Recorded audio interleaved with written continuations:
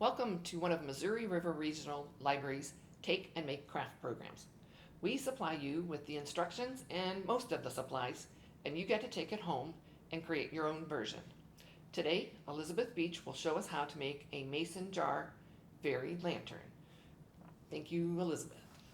Thank you, Kira. This is an easy project. You probably have a lot of the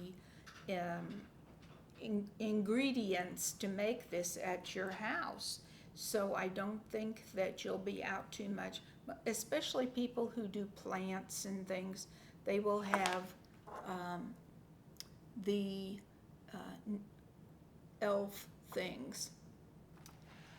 First of all, I think that it's very important to cover your work area with wax paper, and then that way you don't have your table rent or trying to get dried glue off of it. You also need to have a clean jar. This is a larger one. Here's a smaller one.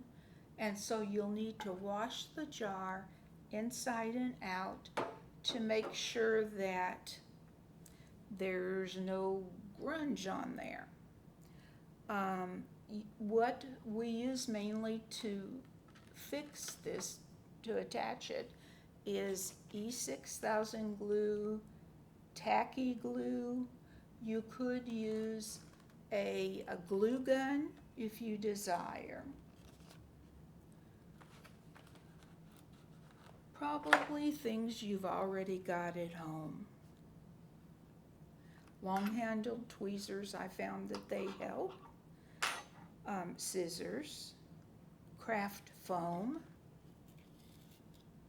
This little piece right here is what we're talking about. A small twig, and it seems weird to be using something like this, but this is what we're going to use to attach the lights inside your project. We're going to use ribbon, different kinds, different sizes, whatever you want to do. And then I used this larger ribbon for the doorway. Okay. First of all, what we're going to do is work on the inside of the jar, and it's very, very simple. You put your lights in there, attach them to the stick, and you're going to put the stick towards the door, kind of like this. This is your back side, so that you won't see it very much, and everything will be attached to it. Then you will add some decorations if you desire. What I've done is I've glued these plastic mushrooms on the inside, and I've added some sequins, and it'll all end at the bottom. But then some sphagnum moss on top of that. And that's really all the jar except for the door. Now what I've done with the door is I've used a piece of wood, and I got these at the craft store because I don't have all the knives or the saws and stuff to cut them down.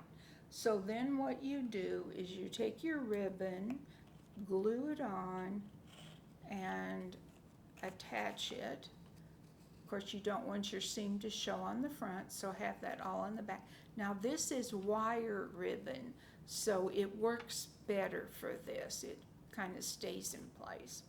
And then as it was drying, I let it dry first, let me put it that way. Then I added foam tape to the back of it, and foam tape has two sides. One you peel off, it's going to be sticky, and you add it to the back of the door, and then you're going to attach the door to the front of the jar. Now I also decorated it with sphagnum moss and some little odds and ends I had, and you could use something like this on there. You could also cut these leaves off and put them inside if you wanted to. But that's basically the jar inside, which is simple. Now, this will fit in here, even with the wire coming out. And the lights, you can either use electrical lights or battery operated lights. If you put the battery lights in, you'll have to make sure they are at the bottom. You'll have to make sure you can get in to the container and add your batteries to it. So that's real important. I can't tell you which one I prefer, but I think I mainly have stuck with the electrical lights. Okay, now we've got the inside of the jar done. See, simple, not much to do. Then we're going to make the lid with double lids. The one at the bottom goes directly onto the jar and screws in, and then you're going to put one upside down and glue it down. And here's one that we've already done. It has foam on it. The foam is important because it'll help hold your toys in.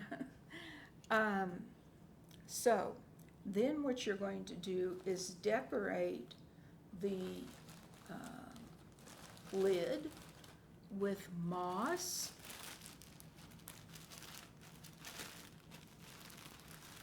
and sphagnum moss. Here's an example of that. I've glued it all down with the white glue. Then I put a ribbon around the bottom so that the jar lid is not showing, and sphagnum moss is along the bottom too to hide the jar lid. Now the moss on top with the foam is what is going to hold everything together. Then you can stick things in here. This is a snail. And what I did was I glued along the wire down.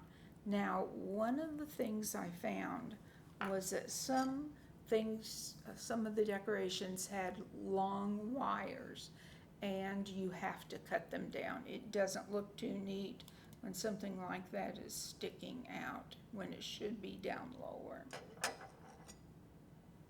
So whatever you want to put on the top, here is a bird nest and some birds,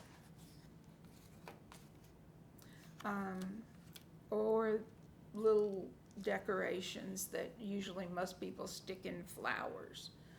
Okay, now we've got that decorated. The ribbon, again, you put a layer here on the main lid.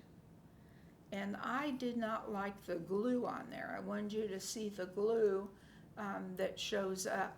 So what I'm going to do is take this ribbon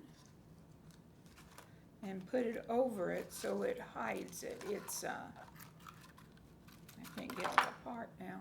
It's like a plant, and then it'll hide all that, the glue smears.